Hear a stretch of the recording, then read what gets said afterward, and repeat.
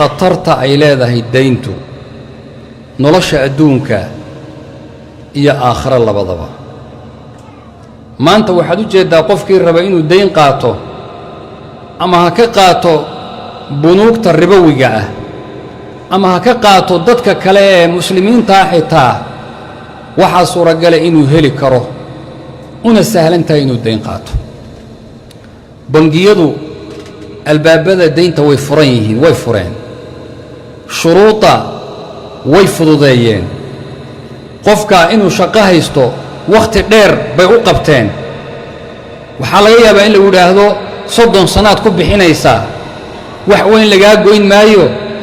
albaabadii aad ribada iyo daynta ku geli ahayd waa lagu sakhiray. haddaad rabto inaad qof muslima wax ka qaadato iyo dayn, waa laga yaabaa inay kuu sahlan tahay. waddamadan baad ku nooshahay, waxaa laga yaabaa dad badanoo wax haysta inay jiraan in si sahlan wax laguu daymiyo. laakiin ayuha alaxiba, mas'ala qaadashada daynta waxaa ka dambeeya dayntu khatarta ay leedahay iyo dhibaatada ay kuu geysan karto. rasuulku wuxuu ka hadlay sala allahu calayhi waaalih wasalam, camal la qabto waxaa ugu fadli badan buu yidhi jihaad fii sabiili اllah iyo aliimaan billaahi subxaanahu wa tacaala. waxaa istaagay saxaabi, xadiiska imaamu muslim baa soo saaray min xadiidi abi qataada. saxaabi baa istaagay, wuxuu yidhi yaa rasuula allaahiyow, bal ka warran haddii aan laygu dilo jidka ilaahay anoo dagaalamaya, wixii dembiye ahaa oon lahaa oo dhan ma layga dhaafayaa? haa buu ku yidhi rasuulku sala allah alay wasalam. wax yar kadib buuhi rasuulku, waryaa kaalay iigu soo celi waxaad tidhi. maxaad tidhi? waxaan idhi buu yidhi haddii aan jidka ilaahay laygu dilo wixii dembi ahaa oo dushayda ahaa ma layga dhaafayaa? wuxuu yidhi haa, waa lagaa dhaafayaa haddii aad sabirto oo aad ajirna ilaahay weyddiisato oo weliba adigoo sii jeedo oo cararaya aan lagu dilin, adoo soo jeedo lagu dilo. laakiin bisharti daynta maya, daynta lagaa dhaafi maayo. wuxuu yidhi rasuulku jibriil baa sidaa ii sheegay, jibriil baa sidaa igu yidhi, daynta lama dhaafin. xadiiskaa waxaa la mida ayuha alaxiba xadiis kaloo imaamu muslim soo saaray min xadiidi cabdullaahi bni camar bni alcaas, oo isaguna uu leeyahay rasuulku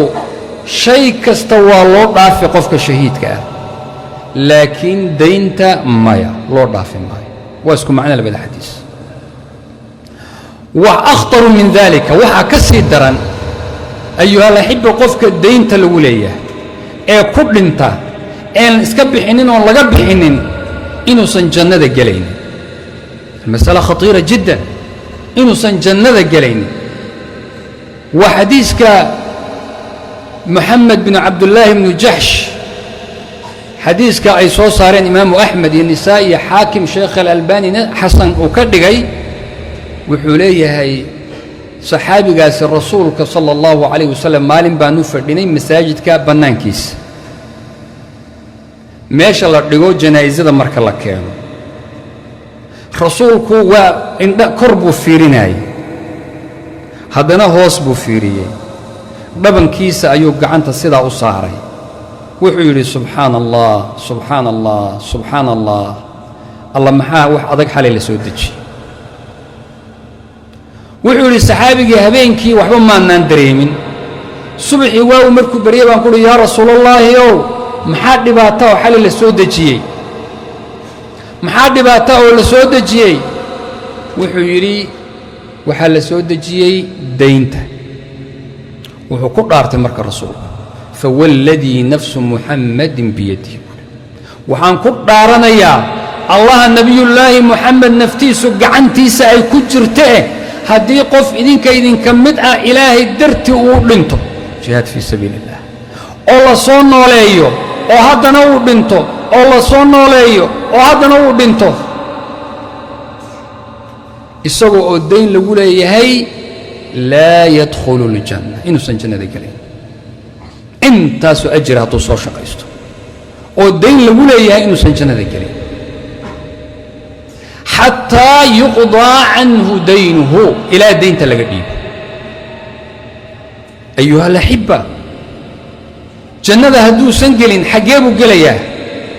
naartuu gelayaa rasuulkaa yidhi sala allahu calayhi waaalih wasalam xadiiska samura bnu jundub wuxuu leeyahay sala allahu calayhi waaalih wasalam aladii akhrajahu imaamu alxaakim wa saxaxahu shaykhu alalbaniy maalin maalmaha ka miduu rasuulku khudbad dadka uu aqriyey khudbadii markuu aqriyey ayaa wuxuu ku yidhi hal hawnaa axadu min bani fulaan war reer hebel wax ma ka joogaa war reer hebel wax ma ka joogaa war reer hebel wax ma ka joogaa markii saddexaad baan idhi buu idhi anaa ka jooga wuxuu yidhi maxaad markii hore u hadli weyday maxaad iga aamusta wuxuu yidhi rasuulku sala allahu calayhi waaalih inna saaxibakum waa reerkiinna inna saaxibakum saaxiibkiin ninkii reerkiinna ahaa ilaan yaa ka jooga buu idhi qoyskaas maxaa wax laysugu yahay ayuha alaxiba maxaa qaraabadu ay qabataa muxuu qabiilkan haddaba cararayno uu kuu qabanayaa haddaan daynta layska bixinayn qabiilka uu qofku ku wardiyayo xumaanta uu u gelayo qaaraanka aad ku bixinayso ummadda ilaahay dhiiggooda loogu daadin muxuu kuu qaban haddii markaad dhimato aan naar lagaa badbaadinayn bilaahi calayka qofka caqliga loo isweydiin intaasoo qoyskiinna qof kuu soo istaaga haddaan la helaynin maanta markaad nooshahay waa la wada yaqaanaa hebel hebel wey nacfigaagaa la rajayn wanaag baa lagaa sugi doonaa maalin buu qofkii sida armuu wax kuu qabtaa laakiin markaad dhimato qof dhabkaaga naxaya unbaa kaa naxaya wuxuu idhi saaxiibkiin waxaa xabsi uu ku yahay oo lagu xihay albaabka jannada u fiirso ninkaasi waxaa meesha ka muuqata dembi kale ma lahayn jannaduu geli lahaa laakiin albaabkii jannadaa lagu xabsiyey xabsi baa lagu xidhay katiinad buu halkaa ku xidhan yahay ee ma jiraa buuhi qof furanaya kelimada wuxuu ka cabiray furasho fafduuhu ka bixiya maaha war yaa furanaya maanta qofka marka xabsiga ku jiro soo lama soo furto war yaa maanta furanaya wuxuu yidhi ma furanaysaan mise naartaad u daynaysaan idan huwa yadkhulu الnaar haddii aan laga bixin ayuha alaxiba rasuulku wuxuu weydiin jiray qofka marka la keeno salaatu اljanaa'iza hal calayhi daynun dayn ma lagu leeyahay haddii la yidhahdo waa lagu leeyahay xoola ma ka tegay looga bixiyo haddii la yidhahdo haa wuu ku tukan jiray haddii la yidhahdo maya waxaa dhacday laba jeeroo kala duwan inuu mar yidhahdo salluu calaa saaxibikum isaguna iska laabta anuu ku tukan maayo ku tukada mar kalena wuxuu yidhi yaa ka dhiibaya abi qataataa yidhi ya laba dirham baa lagu lahaa laba dirham waa laba shilin waa laba doolarood maanta macnahooda gara intay agtaada ka leeyihiin rasuulku wuu ka laabtay salaadda inuu ku tukado wuu laabtay abu qataadaa kacay oo yidhi yaa rasuul allah anaa bixinaya wuu soo noqday rasuulku waa ka wuxuu yidhi qofkii daynta lahaana xaqiisii wuu helay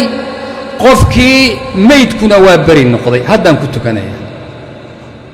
waa ku tukaday sala allahu calayhi waaalih wasalam waa laba doolar wey ka warrama ayuha alaxiba meeqa doolar baa dushaada ah meeqaad dayn qabtaa ma jiraa qof ka dhaaran kara maanta inuusan dayn qabin dadkaan fadhi oo dhan haddii la yidhaahdo allahu almustacaan ayib rasuulku ilaahay buu ka magan geli jiray waa wax ilaahay laga magan galo ilaahay buu ka magan geli jiray ducooyinka aad aragteen allahuma inii acuudu bika min alhammi wاlxasan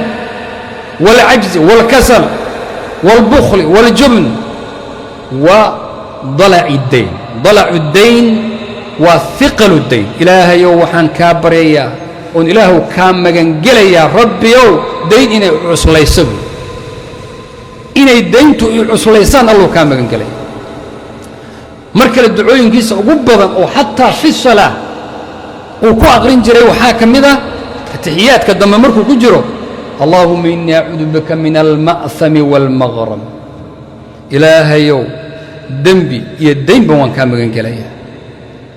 qof baa ku yidhi walacalla inay caaisho ahayd maa akara maa tastaciidu yaa rasuula اllaahi min almaqrab alla badanaa inta aad ilaahay ka magan gasho daynta mar walba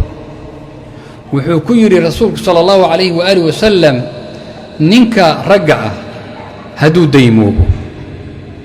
dadka wuu u sheekeeyaayoo ninkii daynta kula waxbuu u sheegaa been buuna sheegaya ballanna wuu qabtaa wuuna gooyaa ballanta haye naftaada ku tadbiiqi xadiiska bal adigu isku tadbiiq baraatika adigu isugu celi naftaada haye markaad daynta qabto goormaad u sheegtaa dadka imow bilhebel meelaad ka baxday maalintaa lama yaqaano teleefonka qaban mayse gurigaaga xitaa lagaa heli maayo meeqaad teleefonka ummadda ka xiratay allahu mustacaan idan ayuha alaxiba almas'ala rasuulkaa sheegay sala allahu alay wasalam bixadiidin akhrajahu imaamu albukhaariy hawshu way sahlan tahay horta daynta waa la qaadan haddii loo baahdo xaaja maasah waa inay jirto baahi adag waa inay kuu taalo rasuulku wuxuu yidhi sal allahu alay wasalam qofka dayn qaata oo qaata isagoo doonaya inuu bixiyo ilaahay wuu ka bixinaya qofka dayn qaata oo aan rabin inuu bixiyo uu dilo dayntaasuna keeninna alla u sakhiri maayo keeni maayo idan ayuha alaxiba gebagabada waa inaad ogaato khutuurada ay dayntu leedahay cidamkeeda iyo weynaanta ilaahay agtiisa ay ku leedahay kow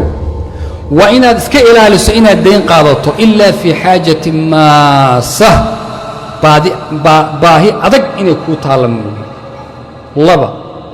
inaad ogaato qofka daynta qaataayey laa yadkhulu ljanna jannada ilaahay inuusan gelayn ayib in aad ogaato waxyaabaha laga qaadanayo bunuugta maanta albaabadooda inay fureen sakhireen sahleen laakiin waxay kugu yeerayaani waa naar iyo cadaab iyo xarbi ilaahay weeyaan dagaal ilaahay ayib in haddii aad dayn qaadato aad niyooto ood go'aan ku gaadho inaad dayntaa bixinayso أيها المصلون صلوا وسلموا على من أمرتم بالصلاة والسلام إن الله وملائكته يصلون على النبي يا أيها الذين آمنوا صلوا عليه وسلموا تسليما اللهم أعز الإسلام والمسلمين وأذل الشرك والمشركين ودمر أعداءك أعداء الدين يا رب العالمين ربنا آتنا في الدنيا حسنة وفي الآخرة حسنة وقنا عذاب النار اللهم أرنا الحق حقا وارزقنا اتباعه وأرنا الباطل باطلا وارزقنا اجتنابه يا رب العالمين اللهم إنا نسألك الهدى والتقى والعفاف والغنى اللهم إنا نسألك من الخير كله عاجله وآجله ما علمنا منه وما لم نعلم ونعوذ بك من الشر كله عاجله وآجله ما علمنا منه وما لم نعلم اللهم إنا نسألك ما سألك منه عبدك ورسولك محمد صلى الله عليه وآله وسلم ونعوذ بك من شر ما استعاذك منه عبدك ورسولك محمد صلى الله عليه وآله وسلم إن الله يأمر بالعدل